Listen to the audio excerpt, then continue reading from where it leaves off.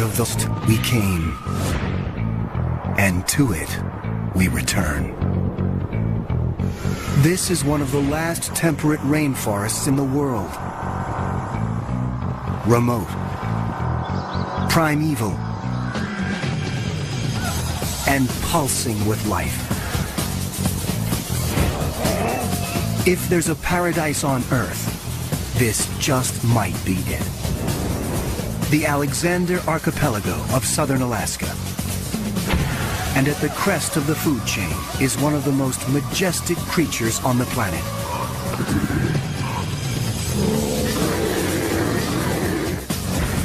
This is the biggest, most magnificent predator on the block.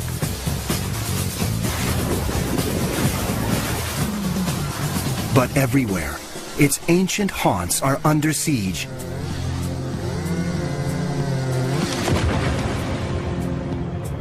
As the modern world closes in, this could be the great brown bear's last stronghold. To protect this extraordinary species, researchers have to learn more about its secret life deep within the forest, and quickly.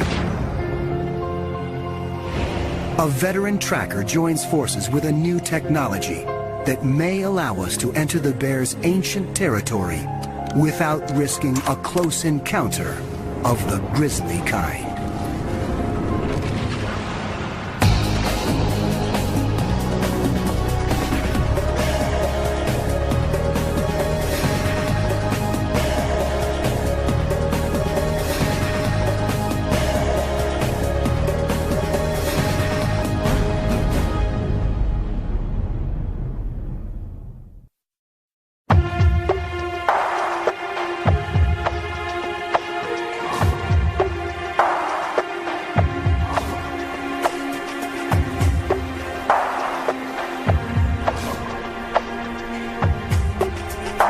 The Alexander Archipelago. More than 1,000 islands clustering off the coast of Western Canada.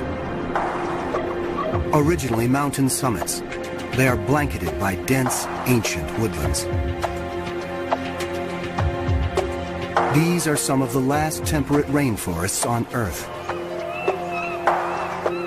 When most people think of rainforests,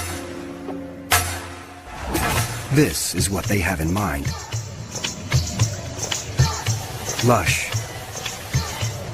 wet, warm, a steaming jungle. This is the tropical rainforest. Young, leafy trees, a huge variety of wildlife.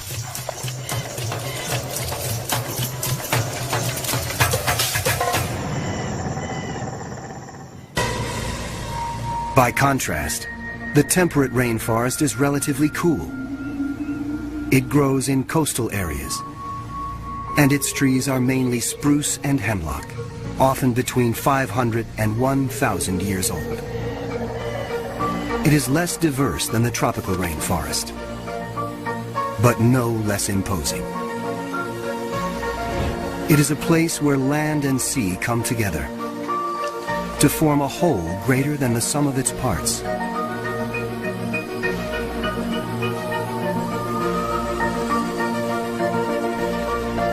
The islands have names like Chichagof, Admiralty, Baranof, Prince of Wales. Remote from urban centers, it is a world few humans have penetrated.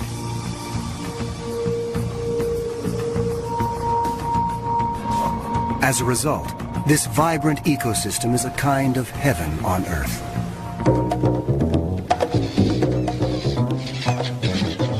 And the variety of wildlife here is astounding.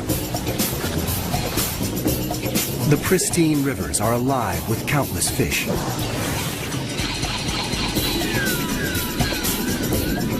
Amidst the islands, killer whales breach.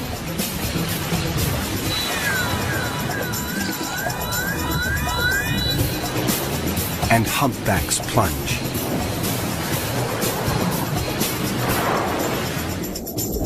Dall's porpoises and Steller's sea lions feast in the food-rich waters.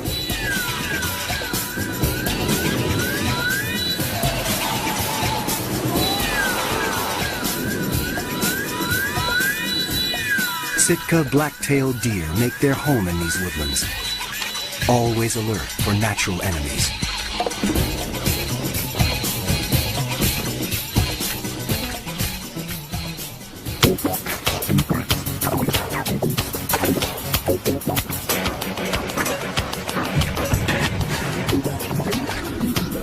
And the lord of this southern Alaska paradise is this mighty beast.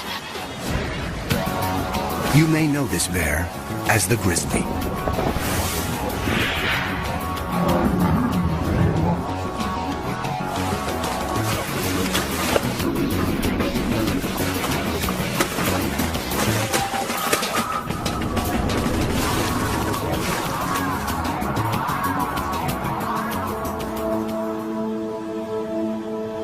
Like the forests it roams, this bear is both majestic and mysterious. In North America, brown bears are often called grizzlies, though biologists reserve the term grizzly for inland brown bears and use brown for bears that live on the coast. Genetically, the two are identical. Whatever this bear is called, it is not a bear to be taken lightly. It can weigh more than half a ton and yet reach speeds of almost 40 miles per hour. The brown bear is arguably the world's largest land carnivore.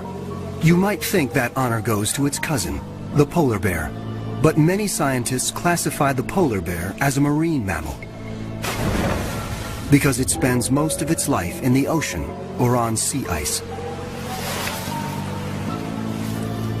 On land, the grizzly is king. It can rise up to 9 feet in height.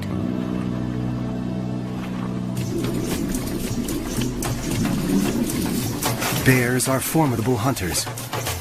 They have a keen sense of smell, 7 times more powerful than a dog's. And they are notoriously patient in stalking their prey.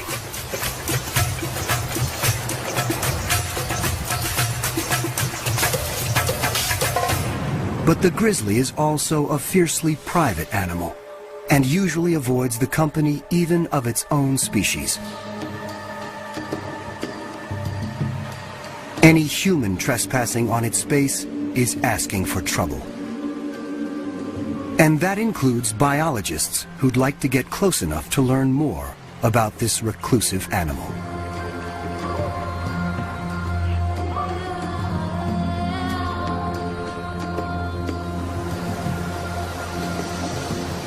In the rainforest, the brown bear rules. It has no natural predators. And yet, worldwide, its numbers have been in decline for the last 100 years.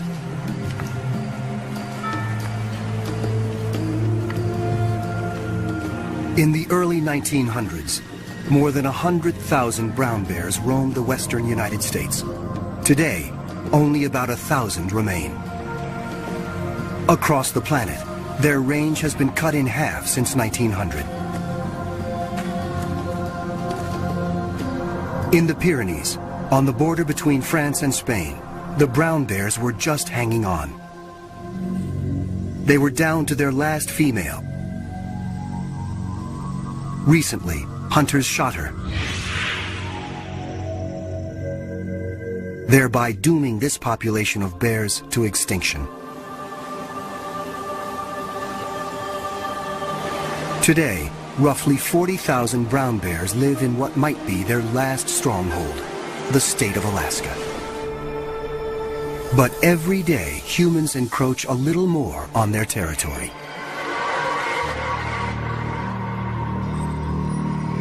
And once again, as in the ancient story, it's man who has brought trouble to paradise.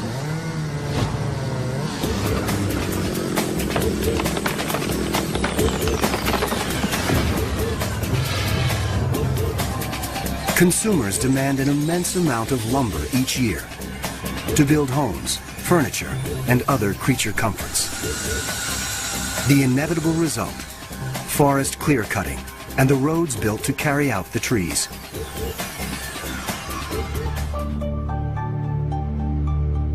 On Chichagof Island, many bears tend to converge on river valleys during the summer months. But over the last 20 years, roads have cut deep into this once virgin wilderness. And timber clear-cutting has turned some of the bears' summer stomping grounds into stump fields. As human activities extend further into the grizzly's ancient domain, humans and bears are meeting more and more often.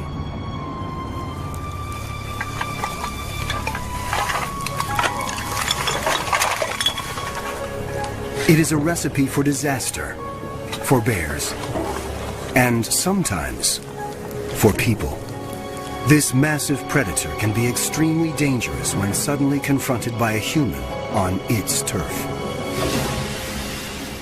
And yet, to protect these animals, researchers need to learn more about their numbers, their movements, and their vulnerabilities. They have to get up close and personal with a 500-pound animal that doesn't want them there. That's exactly what one man does for a living, and has for the last 30 years. Born in Wisconsin, Laverne Beyer came from a family of hunters.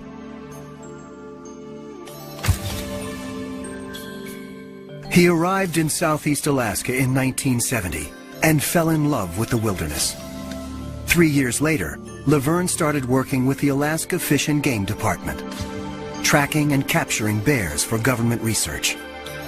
It was a job he was born to do. I've either lived with or worked with bears like my entire adult life, since I was 17 years old. And when I was 20 years old, then I had to shoot a bear in self-defense.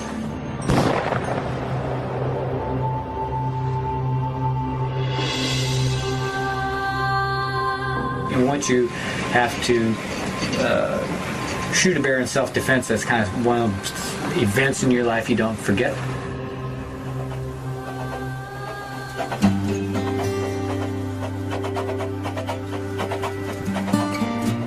Over the years, Laverne has evolved from a trapper into a researcher himself. Largely self-taught, he works on the cutting edge of bear research technology here in Southeast Alaska.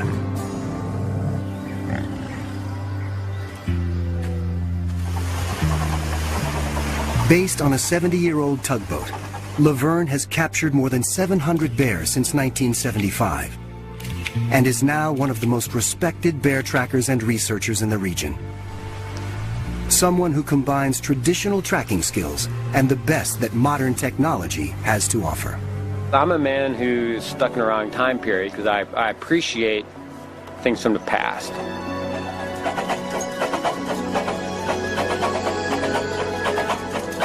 I definitely appreciate technology, and I guess it's somewhat like, too bad a person couldn't live in the past, but yet have some technology of the future. Technology of the present includes VHF and GPS radio tracking collars, which Laverne and his colleagues use to get a sense of the bear's movements. He wants to know how their range is changing over time in response to clear cutting and road construction. Before you can attach a radio collar, though, you have to capture the bear. Laverne and his Fish and Game colleagues have been studying Chichagof Island bears since 1989. Jack Whitman is part of that team. Chichagof is one of the continent's largest islands, with an area of over 2,000 square miles. About 1,100 people live there, and about 1,600 brown bears.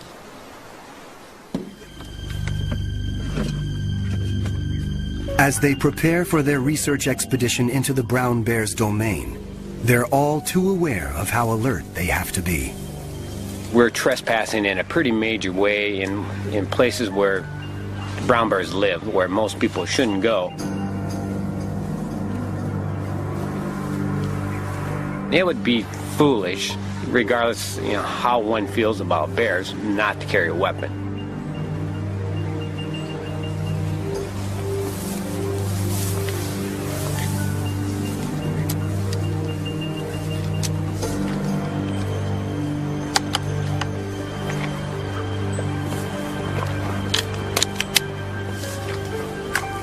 An ancient trail leads into the world of the bear.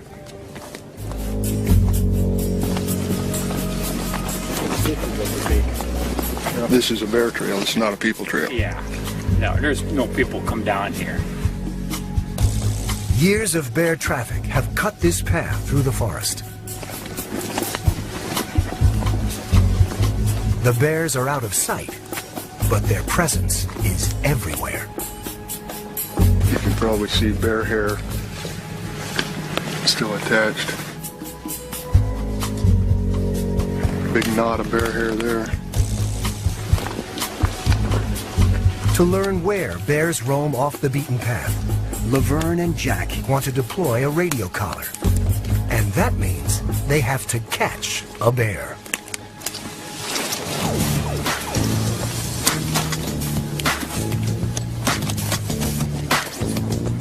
The art of snaring a bear without injuring it is a delicate one. In order to direct its path into the trap, you have to think like a bear thinks. You have to choreograph its movements. The bear has to hit a bullseye right here. Okay. We're trying to force that foot into that spot. Okay, so when he's walking down the trail here, he has hit that perfectly without touching the cable there. Plus you're trying to create his step for him too. This stuff here kind of leads him into this bullseye. If he steps on this, cable here a little bit, it's not going to catch him. The snare is set, but can it fool a bear? As the trackers make their way through the forest, their senses are on high alert for any sign of movement.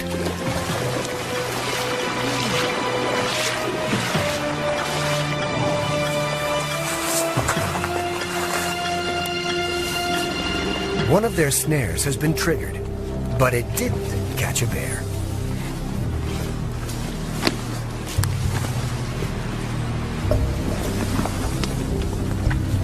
There's a clean miss too. Threw the cable way back there, and pulled it up. This here's been bumped a little, coming that way. It's going that way. Yeah, I think he stepped on this. Kind of looking at it. One thing is sure, there are bears close by.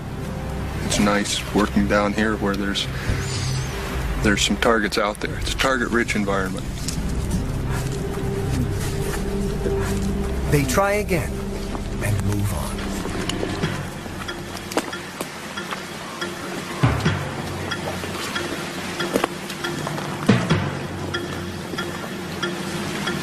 Finally, after hours of tracking bear sign and checking traps, Laverne spots a grizzly in the river near where they've set a snare. It could be headed toward the trap. Now the key is staying silent, motionless, and downwind. They pick out motion, so you move slow, and deliberate, and if preferably you move when they're not looking at you.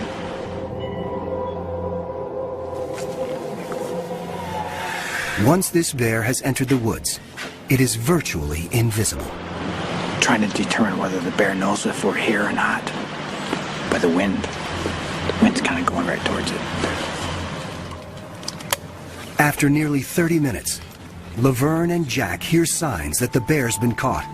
But how firmly the snare has grabbed its foot is unclear. At this point, it's kind of, how is this all going to play out? There's other things that are going to happen here to determine whether it's a good capture, a bad capture, an ugly capture. A tranquilizer dart is the most gentle way to put a bear to sleep, so they can attach the radio collar and do their research. For now, the animal seems relatively calm. Once the bear definitely discovers that we're here, it could be a different story. The body language could be different. It could become more aggressive. These woodsmen are skilled at keeping their bear encounters from turning violent. Still, they never enter the forest unarmed. Regardless of the size of the bear, they're capable of injuring and killing people. So it's just prudent to carry a weapon, and in hopes you don't have to use it. White eagle feather is good luck.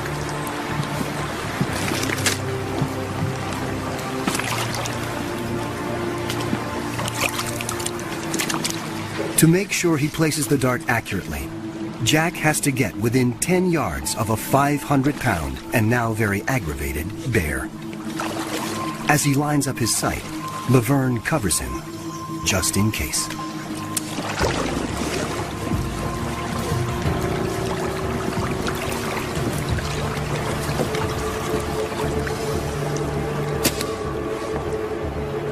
When the bear shifts its position, they can see just how tenuous the snare's grip is. A sudden jerk, and this angry bear could be on them in the blink of an eye.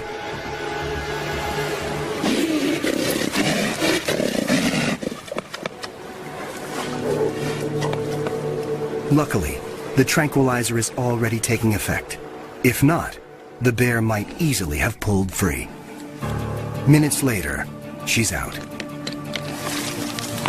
And the researchers can go to work.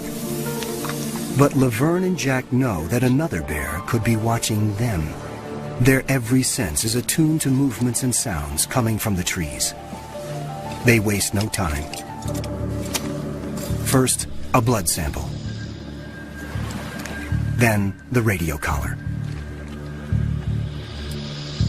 Radio tracking is an indispensable tool for assessing the movement patterns of a population of bears. Each collar has a unique frequency, so each bear has a unique frequency. It allows us to hear where she is.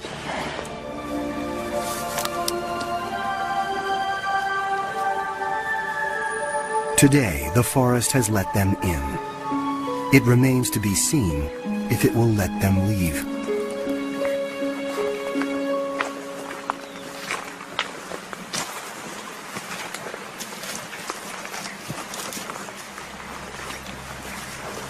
The woods are eerily quiet.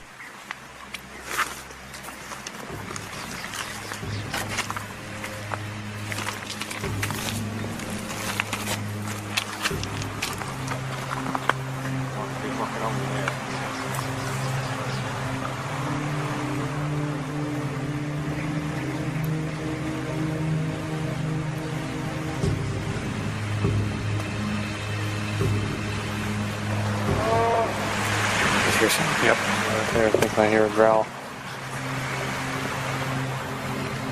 Suddenly, they realize they're being watched.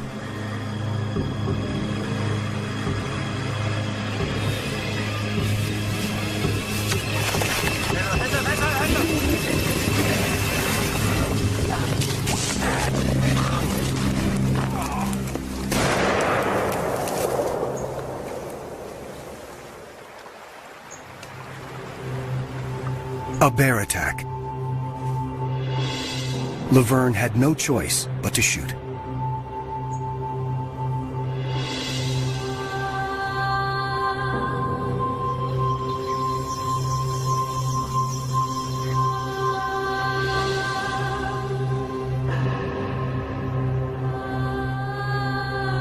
A day that began so auspiciously has ended in heartbreak. The forest let Laverne live, this time, but also forced him to confront a grim reality. Sometimes this work exacts a terrible price.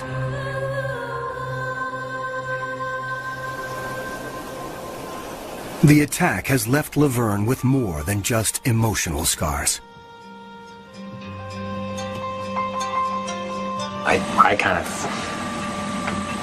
I feel responsible.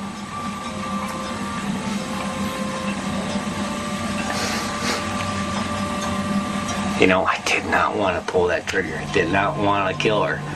You know, it was like shooting a friend.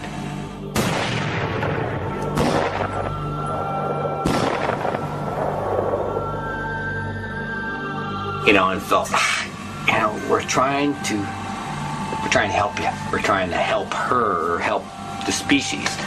She doesn't know that. I don't want to shoot you. Can't you understand that, we're not trying to hurt you?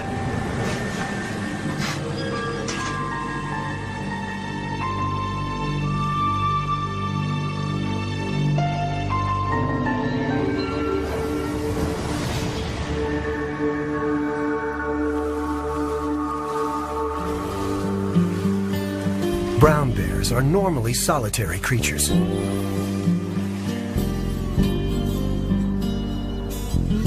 And most of their time is spent finding food and eating.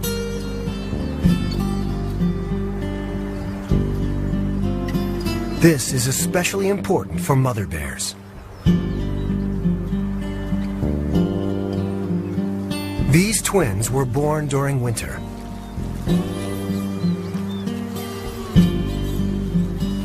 They depend upon their mother's milk.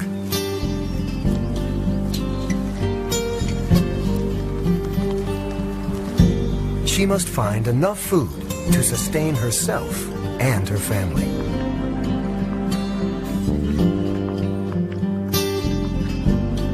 In early summer, brown bears commonly eat berries, grasses, and other vegetarian fare. But each year around July, their diet dramatically changes. And it all begins here. Enfolding the islands of southeast Alaska are the rich waters of the Inside Passage. The passage is home to some of the most spectacular animals on the planet.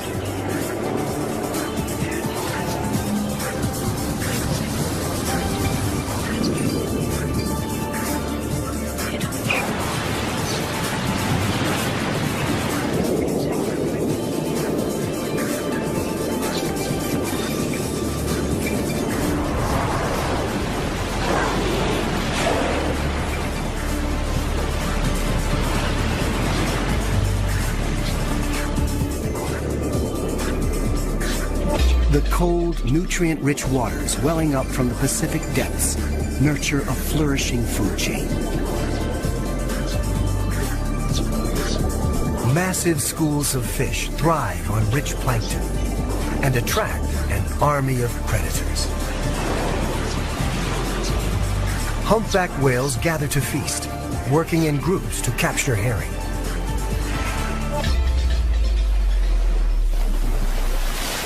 Dall's porpoises rely on speed to catch their prey. But sometimes they are not fast enough to escape this mighty hunter.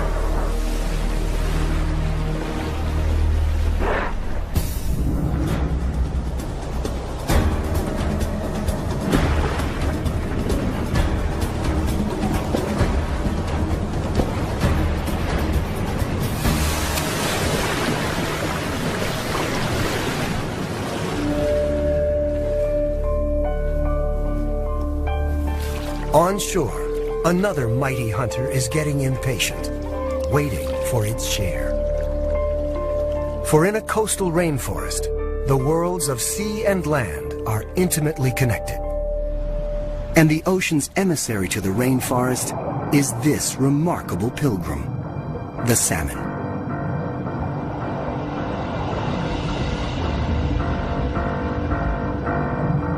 Chinook, coho, sockeye, pink, and chum. 5 species of salmon make the long trip back from the ocean to the place of their birth. After several years at sea, they've returned to spawn for the first and last time.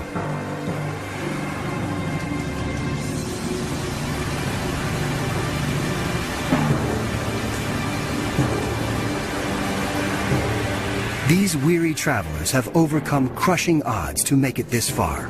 Now, they're running on empty. But this is their only chance to breed. Doggedly, they push on. These sockeye have not eaten since leaving the sea, and they will never eat again. Starving, they begin to digest themselves from the outside in. Absorbing their silver scales, they expose skin, which turns scarlet and smooth. At the same time, the head turns green,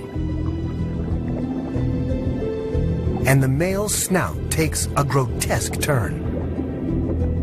Now, they're in full mating regalia. When they reach the spawning grounds, a female thrashes out a nest.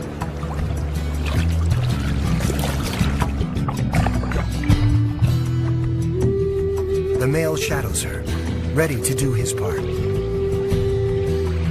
The spawning rituals culminate under cover of night.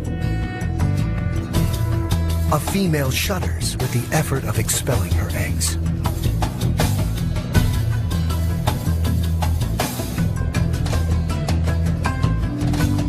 Her mate shudders in reply, fertilizing them with a smoky stream of milt.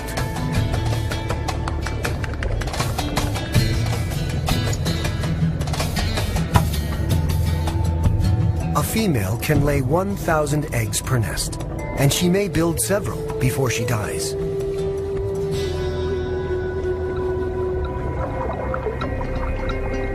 But it's only a few that make it this far. Most will perish long before then from marine predators or sheer exhaustion. Or we'll have to run a gauntlet of hungry bears who have been waiting months for just this moment.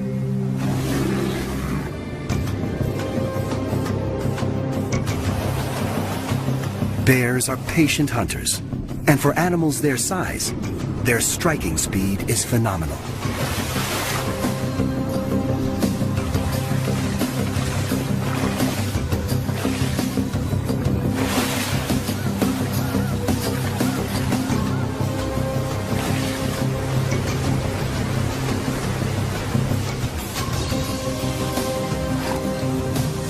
This is a time of feasting for leaner days ahead.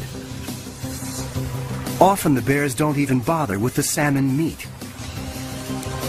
They're after the fattier and more nutritious parts, the eggs, the brain, the skin.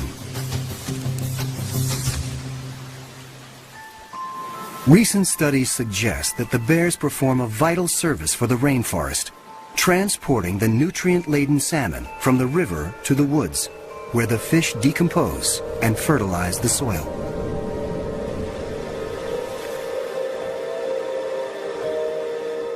But bears aren't the only hunters on Chichagof Island today. Brown bear hunting is legal in Alaska. Brown bear hunting season is open until the 20th of May.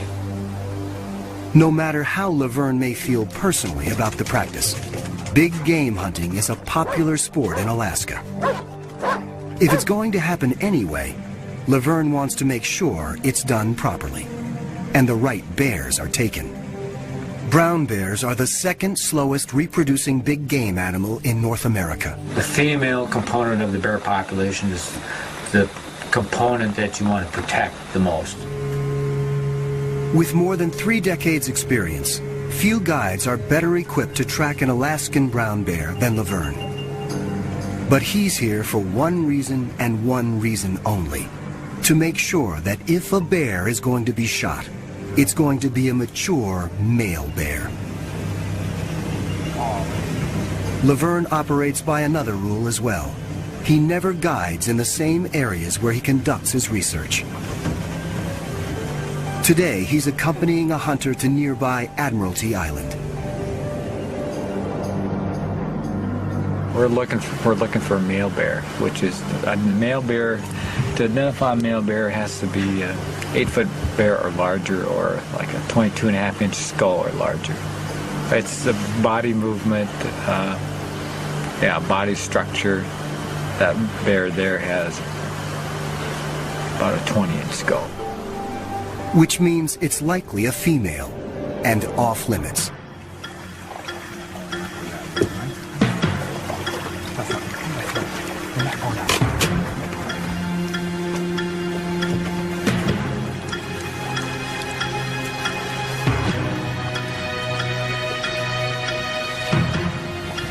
This bear too is a female. The hunter may be frustrated, but Laverne won't allow a female to be shot. We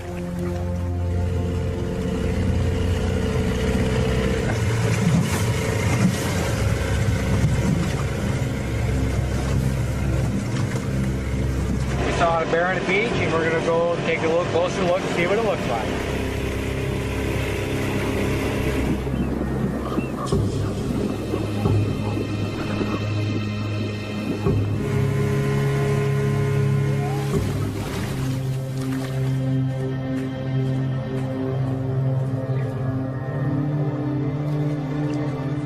This is a large, old male. So Laverne gives the green light. The hunter lines up his scope. What an animal. My God. My God.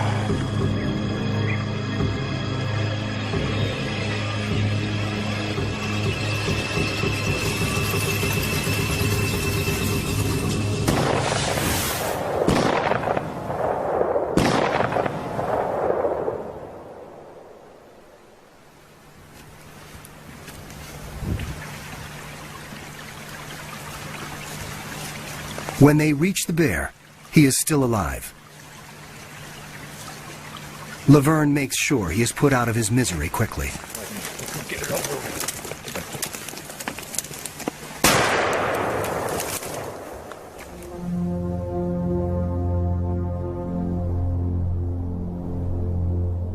Human encroachment, whether in the form of hunting or road construction, is simply a fact of life in our primal forests.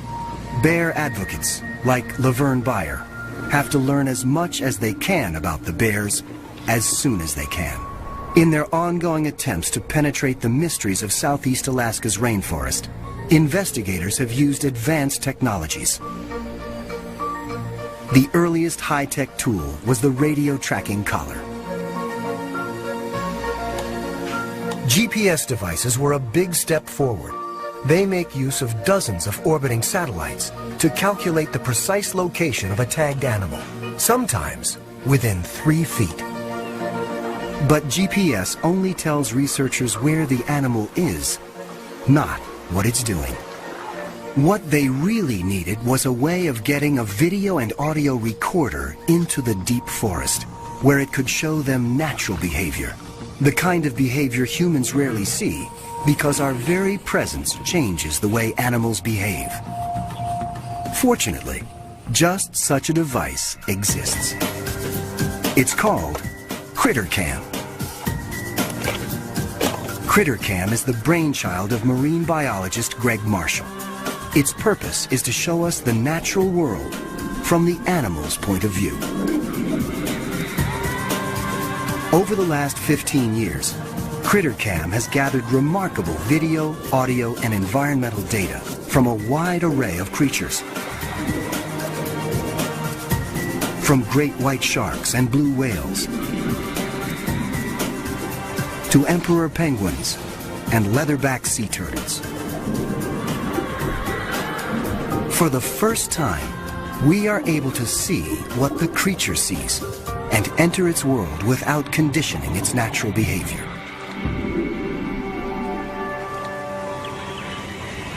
In fact, just off the coast here, CritterCam recently brought back remarkable footage of one of the region's most impressive marine mammals, the humpback whale.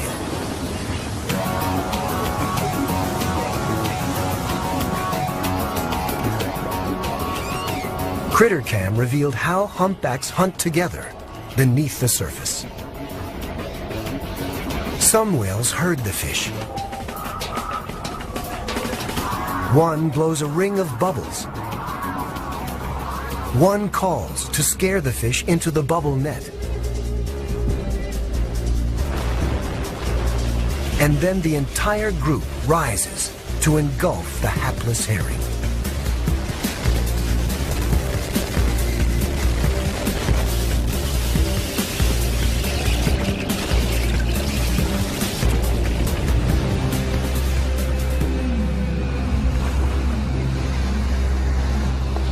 For the first time, scientists could penetrate the murky waters and watch the whale's behavior.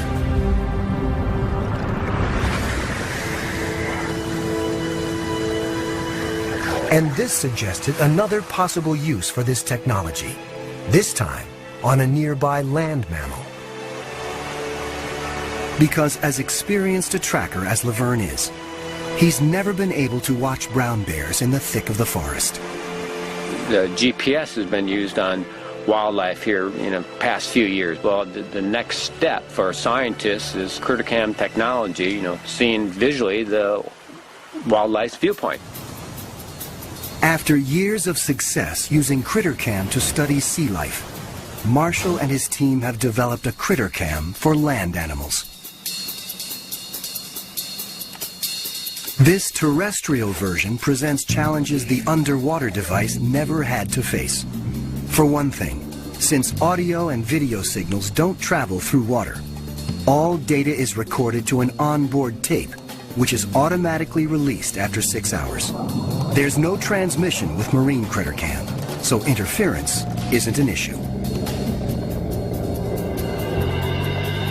But a rainforest is something else entirely. It's an interference machine. So engineer Dave Rash and his colleagues have put in thousands of hours making sure terrestrial critter cam was up to the job.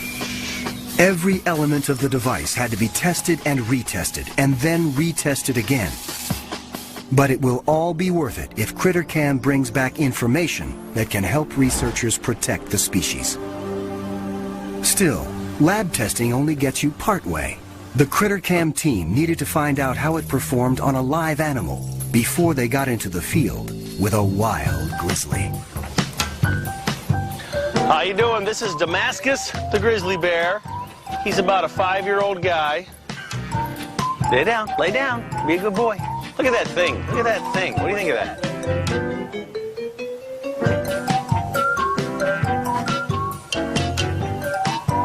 We let us put that on, see if we can get your perspective on life.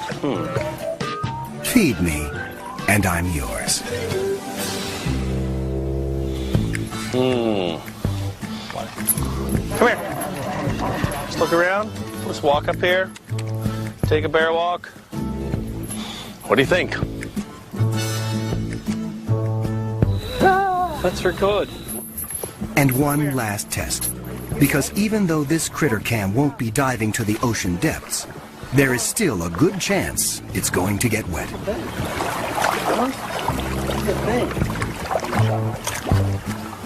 boy, huh? You want to swim a little? You want to see a little swimming? This is as far as Dave is going to get with a tame bear in controlled surroundings. It's time to head north.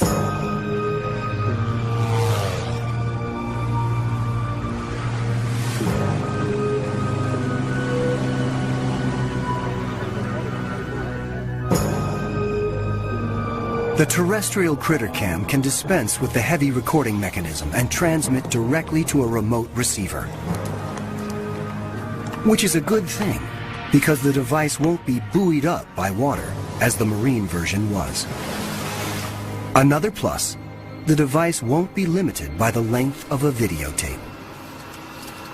Still, there's a very real danger that even if critter cam makes it into the woods on the back of a bear, the dense forest will frustrate the team's efforts to get a clear signal. In the temperate rainforest, southeast Alaska, to make the critter cam technology work that you currently have today is quite challenging. It's not the plains of Africa. First step, before going after a bear, field test critter cam on a somewhat less dangerous animal. What's going on here? I'm going up. Testing the Greg Marshall critter cam. How do you feel about it? Yeah, stop the debate about whether it's going to work through the forest or not. It doesn't take long to see the shape of things to come. Well, we're just tracking Vern as he walks up the canyon. And, The signals that I'm getting aren't as strong as I expect. Dave quickly tracks down the source of the problem. This antenna has connections on it which are very clearly marked. Even the best labelled things are no match for stupidity sometimes. Now we've got much better video.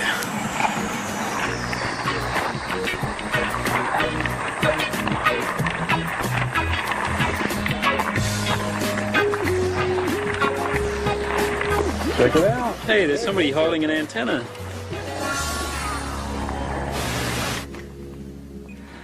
There's only so much preparation Dave can do. They'll have to try it out on a real bear and make adjustments as they go. We've come all this way, put in all this effort to get to this point, and I don't want my electronic part to be the thing that makes it not happen today. So I'm nervous. The effort will all be worthwhile if CritterCam can bring back information that will help safeguard these bears' future. CritterCam may be light years more advanced than a radio collar, but the process of getting it on a bear is just the same.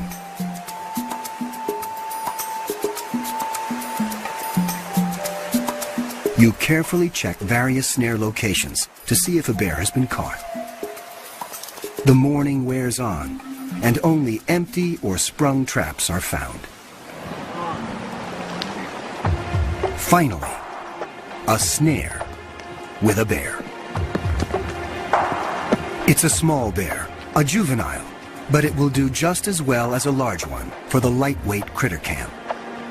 Another bear could be nearby, so everyone keeps their eyes and ears open.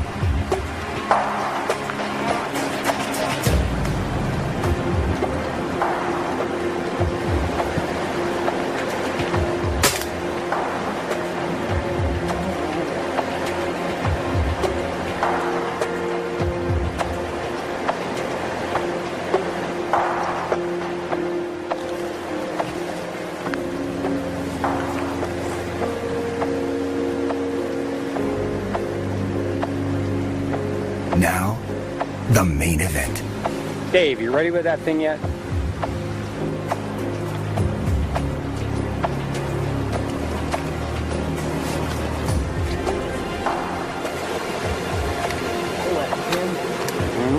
That can be locked in? What's that? She's on.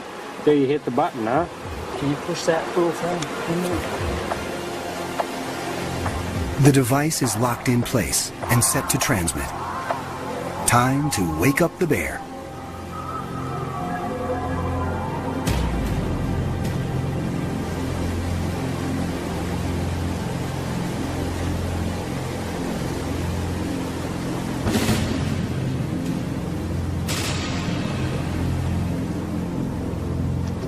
We've seen this shot many times before,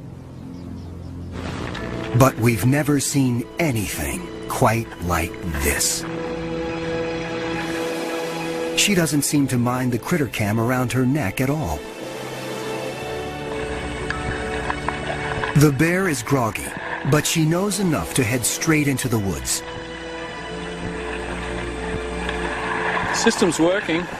She's right on the edge of the range, but the signals are really marginal. I think she's right over on the other hill. It might be better for us to move over there if we can.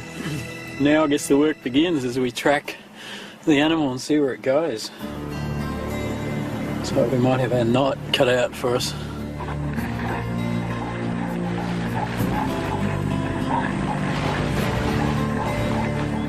As morning becomes afternoon, the team follows the CritterCam signal to stay within range.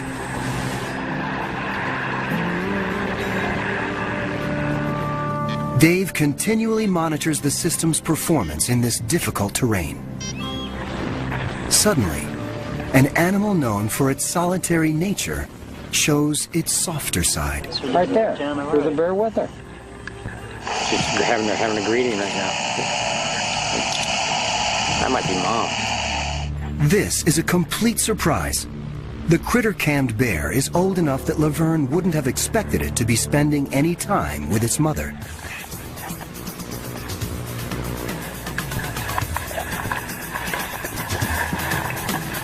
As the video starts to flow more clearly, they see some of the most intimate pictures ever captured of bear life in the depths of the forest.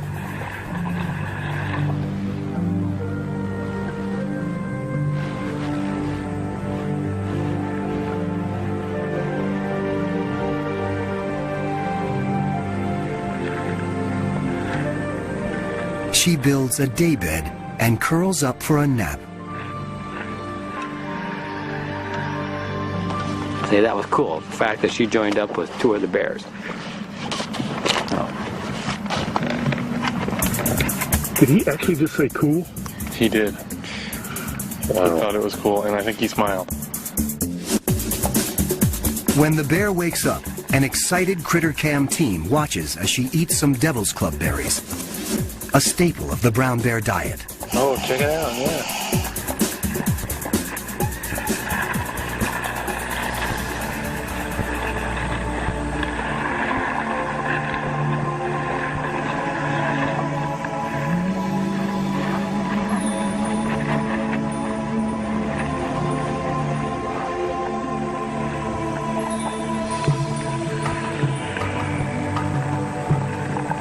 Then she appears to eat a toad, not something her species is known to consume very often.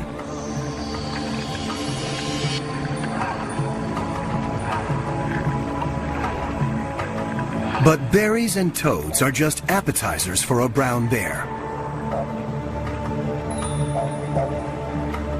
Soon the bears head to the stream for the entree.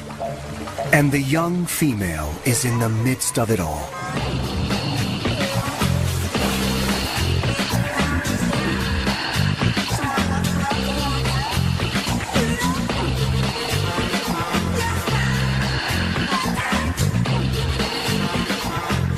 That's pretty good right there.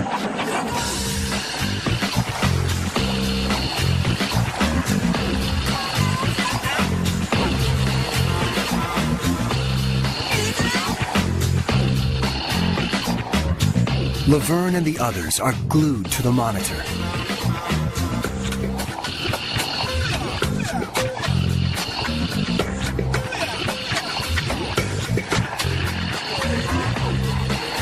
It's been a remarkable day. CritterCam has allowed Laverne and the others to walk with these bears without trampling their world. And what they are seeing bodes well for future research. Research that could tip the odds in favor of these amazing animals.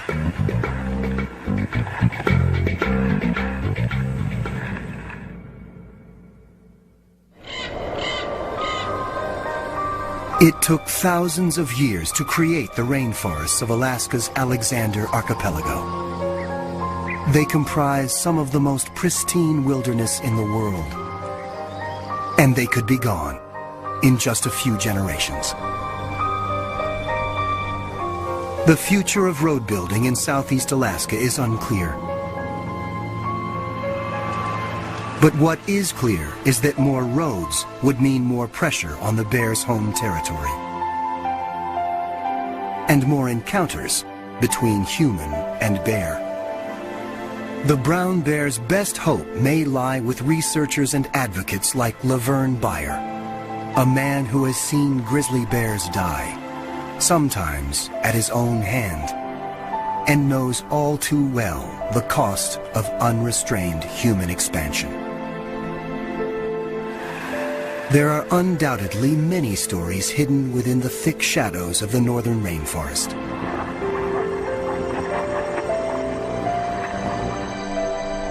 For now, though, it has surrendered only some of them.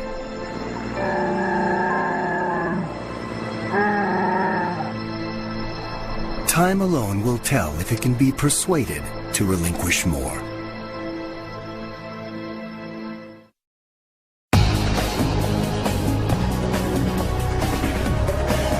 To purchase Bear Island on DVD, call 1-800-PLAY-PBS.